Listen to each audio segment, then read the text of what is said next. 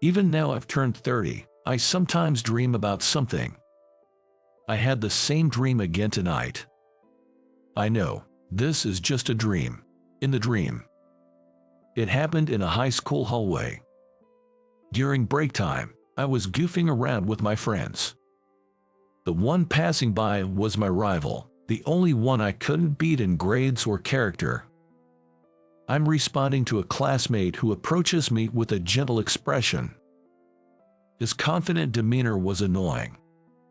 My friend took advantage of my distraction with her and tripped me up saying, "Gotcha." As I was about to fall, I reflexively grabbed something. It was a sensation like nothing I'd ever felt before. It was soft, warm, and too big to fit in my hand. It took me a few seconds to realize what I had grabbed was her. Well, it was her boob. "I'm sorry." I apologized hurriedly, but she calmly said, "It's not worth an apology." I'm still curious about the meaning of her words. That's why I keep having this dream. I let out a small sigh as I woke up to the alarm clock. My name is David Miller, and I'm turning 30 this year. I got a job at a well-known company right after graduating from university. I was assigned to the system management department. It's a department that takes on the entire system management for the company. The work is rewarding, and I also got a beautiful girlfriend. My perfect life isn't something that just started recently. I was perfect from the moment I was born. Born into an old family, I was raised without any hardship. From the time I became aware of the world around me, I was told that I was handsome, excellent in school, athletic, and tall. Throughout elementary and middle school, I was hailed as a prodigy. It can't be helped that I misunderstood that I was highly competent because of how I was raised. In fact, I was a person with no faults. However, a turning point came when I entered high school. For the first time, I met someone who I might lose to. She is the honor student Fargley. She was excellent not only academically, but also athletically. The big difference between her and me was her popularity. Unlike me, who was immature in character, she was already complete. There was hardly anyone who disliked her in school.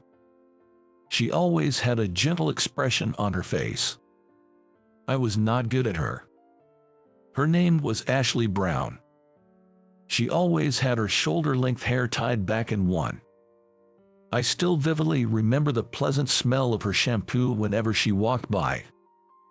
When I found out she was applying to the same college as me, my competitive spirit ignited like never before. The college we were aspiring to was among the most challenging. I swore to myself that I would make up for all the times I'd lost in the past right here. Swearing to myself, I hit the books like never before. I was so relentless in my studies, not allowing myself a single mistake, that my parents would worry and suggest, "How about taking a break?" Once, she spoke to me after she found out we were applying to the same college. "David, I heard you're applying to the same college. Let's do this together." I felt embarrassed when she flashed me her sparkling smile. She said she brought some candy, and she left a strawberry-flavored one on my desk before she returned to her own seat and looked out the window. There was a hint of melancholy on her side profile. I think this was about 3 days before the exam. On the day of the exam, I searched for her at the test center. Since we had all applied together from school, our candidate numbers should have been close. Proof of this was that my other friends had close candidate numbers. The seat 3 in front of me was empty. It was probably her seat. At first, I thought she was just running late. I was so concerned about her empty seat that, honestly, I couldn't concentrate on the exam. As a result, I couldn't focus on the exam and my college entrance exam ended. Of course, I passed. My desperate study for the entrance exam didn't let me down. But I felt betrayed by something more important. I never saw her again after that. She didn't show up at the graduation ceremony either. There were rumors that her father's company had been scammed and gone bankrupt. Apparently, they had left town in the dead of night, almost like they were on the run. She couldn't even think about college entrance exam. She must have noticed the situation of her family. I think the melancholy on her face as she looked out the window was because she knew that her happy student life was ending. Our paths would never cross again. I remember feeling incredibly lonely after the graduation ceremony, looking at her empty seat where no one sat. My life as a working adult has been smooth sailing. I stood head and shoulders above my peers and kept getting promoted. It felt easier than my student days, almost like a game. There was no one in the company who could compete with me. I think that's why I grew into an adult who completely took life for granted. I also got a girlfriend. Lily, known as the most beautiful woman in the office. She joined the company 2 years after me. From the moment I first saw her, I decided that she was the one for me. I wooed her on the day of the welcome party for the new employees, and we quickly started dating. I'm thinking of getting married in the future, but lately, she's been pressuring me to get married, and I'm a bit taken aback. Around this time, it was decided that the company's system would be completely revamped. After a series of competitive presentations, we finally decided on who we would hire to set up our system. It was not a large corporation, but a small IT company. Though small, the company outshined its competitors in their presentation. Apparently, they have a real hotshot system engineer. The representative of the company, a man named Stanley, showed up for our first meeting. He was a rather attractive man with a cool vibe, so much so that the women in our team were quite smitten. And the guy was good at his job. During the meeting, I was constantly amazed at how fast he could think so quickly. He said he would bring the person in charge for the next meeting, and that was the end of our first encounter. I assumed the person in charge would be the ace system engineer. I was excited to meet this person. They were apparently the same age as me, 30. I was excited, feeling like I was about to meet a worthy rival after a long time. The excitement was the same kind I felt when I was competing with Ashley Brown during our college days. When I saw who was coming to the meeting that I had been waiting for, I was so surprised, I thought my jaw was going to drop. I'm the person in charge, Ashley Brown. The person who showed up at the second meeting was her, the one who disappeared on the day of our college entrance exam. There was still a resemblance, but she was not the honor student she used to be. Her very short hair was dyed silver, and there were several piercings. The calm, gentle expression that was always on her face was gone. Oh, hi Miller, in charge of system management. We greeted each other as if we were meeting for the first time. When I handed her my business card, she took it politely. I don't have a business card because I'm a contractor, I'm sorry. Apparently, she was not a full-time employee. She introduced herself as a freelance system engineer. Stanley had asked her to work at his company. The meeting went unbelievably smoothly. She presented a flawless system proposal, and I couldn't find anything to question. Above all, her explanations were concise and easy to understand, appealing to people's senses. Even the bosses who weren't familiar with system could understand everything from her explanation, so I didn't need to add anything. It was a meeting that would usually take twice as long, but it ended before we knew it. Stanley always said that shorter meetings were better. After confirming a few points about future meetings with Stanley, we called it a day. As Ashley was packing up her laptop, I gathered up my courage to speak to her. I was nervous, thinking what if I was mistaken. "Do you remember me?" I asked. At my words, she seemed to smile a bit. I remember. You've done well, David. I heard you were in charge of system. The last time we exchanged words was back in high school, and it felt strange to be talking to her again as adults. What have you been up to since then? You gave up on your exam too. My words came out more accusatory than I intended. This was my only acknowledged rival. Her sudden disappearance left me feeling betrayed, and I couldn't shake that off. It was a story from more than 10 years ago. Surely she must be annoyed being blamed for something so far back. Just as I expected, she knitted her brows with a look of annoyance. It was a facial expression I'd never seen before. What I've been up to since then is none of your business, isn't it, David? You really have no tact. I was infuriated by her dismissive tone. What the hell? The nerve of you. I'm just worried about you. I unintentionally raised my voice. Is something wrong, Mr. Stanley approached. I didn't know what to say. What do you want to know, Miller? About my college situation? I couldn't go. I didn't even graduate high school. My highest level of education is middle school. Is that what you wanted to know? I don't need your concern. Don't make fun of me. She glared at me as she stated this clearly. The person I've cared about so much is a middle school dropout. I couldn't accept this reality at once. She was the only one I considered a rival. To be honest, there was even a part of me that admired her. Don't be ridiculous, Ashley. You've hit rock bottom like that. I knew my words were childish. But all I could do was berate and belittle her.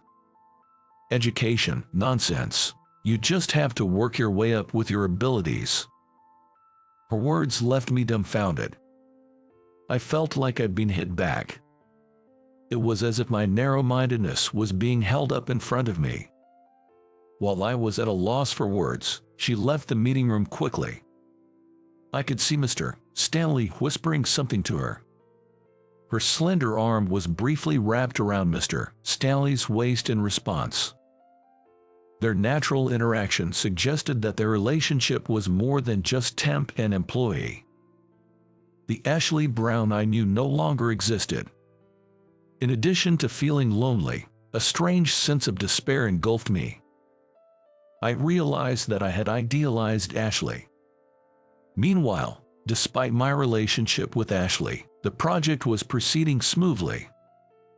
I was gradually getting used to the fact that she was not the person I had idealized. In fact, everything went smoothly with her. She seemed to understand everything I was thinking, and she constantly met my expectations. It felt as if we had been together for many years. Hey, are you listening to me? Lily was pouting in dissatisfaction next to me. It seemed she had been absent-mindedly recalling something about Ashley during our cafe date on our day off. Honestly, I wasn't listening to Lily at all. Sorry, I'm just a bit tired from work. I tried to make an innocent excuse with a smile.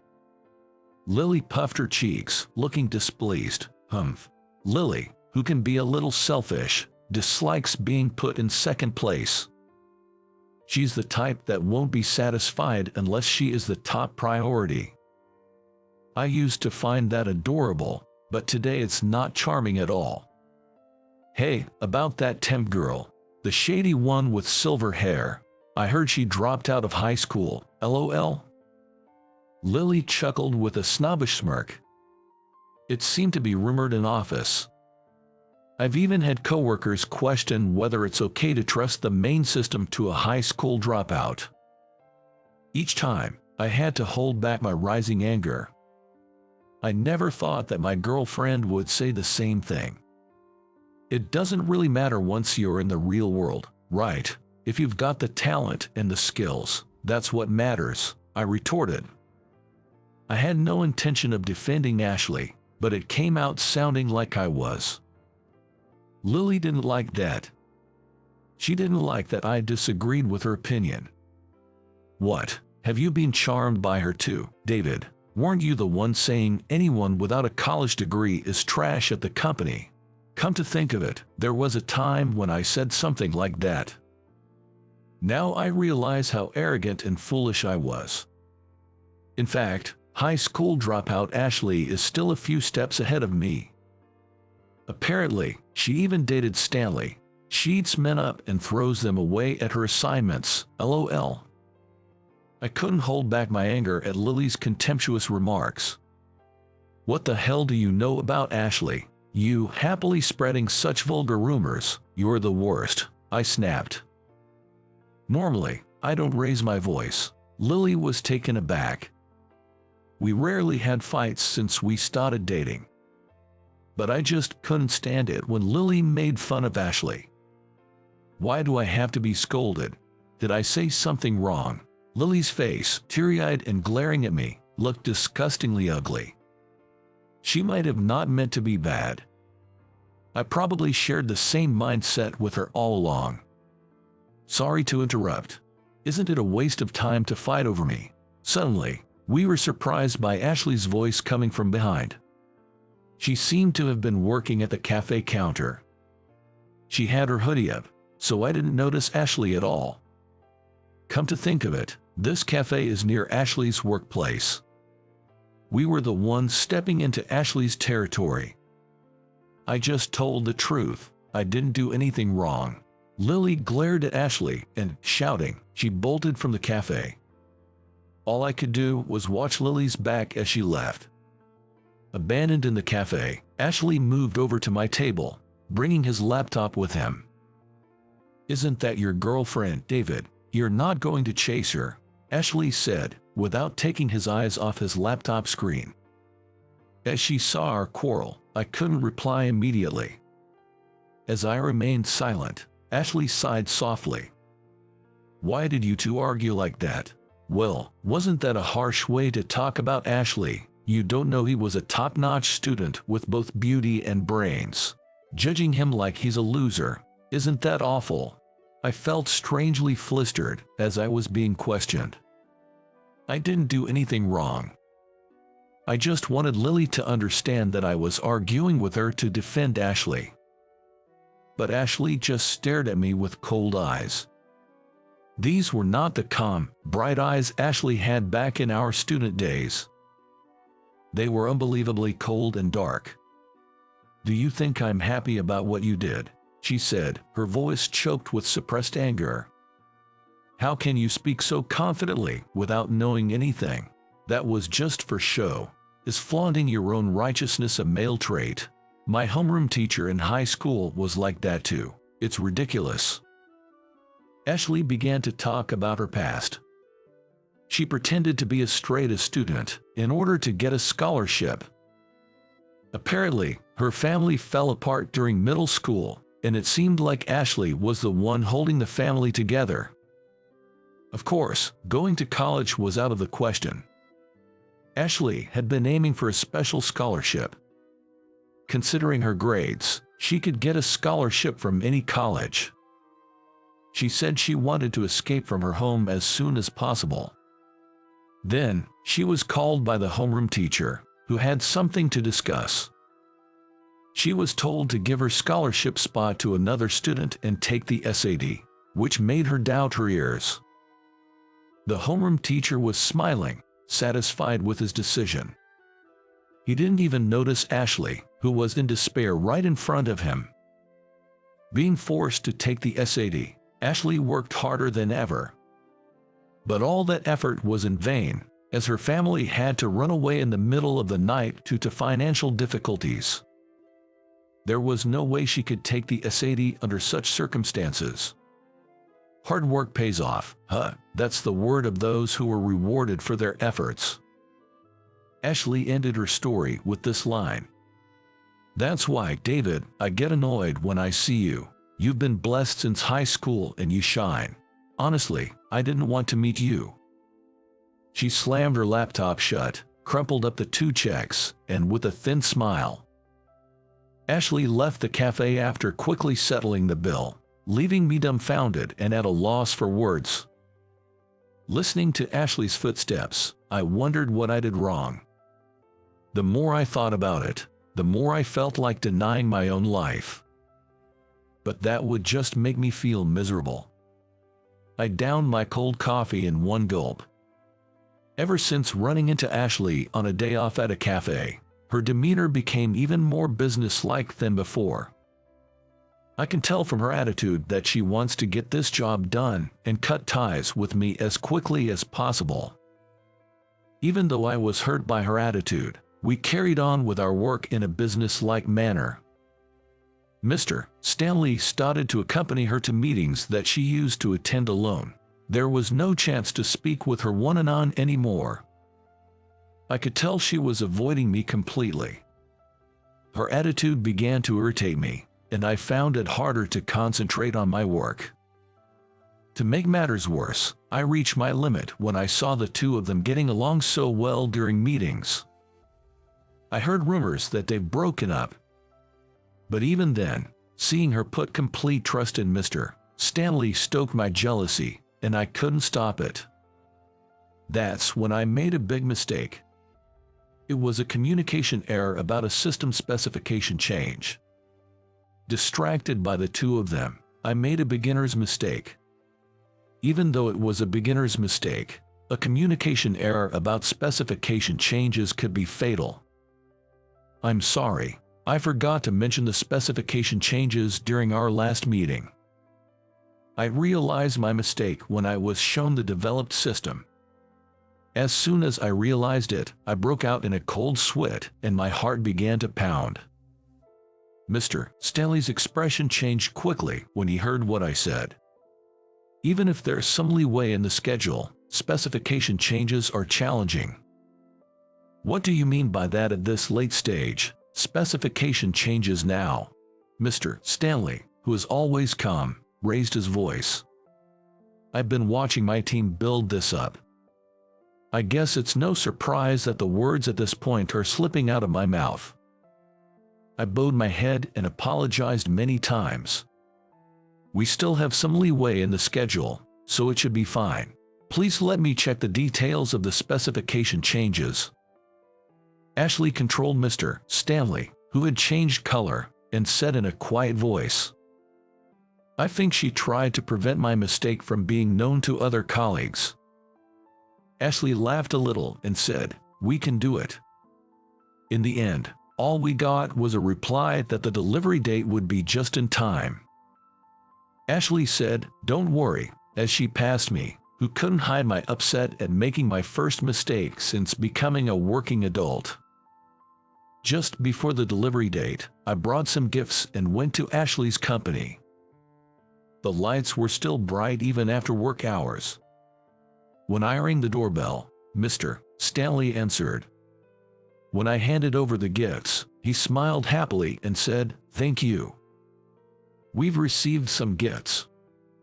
When he called out to the company, men with unshaven faces appeared one after another and swarmed around the bag of gifts.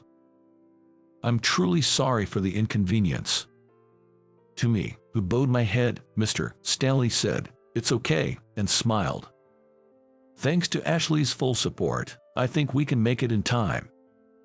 I heard that Ashley, who took on the specification changes, was blamed by other employees when she brought the changes back to the company.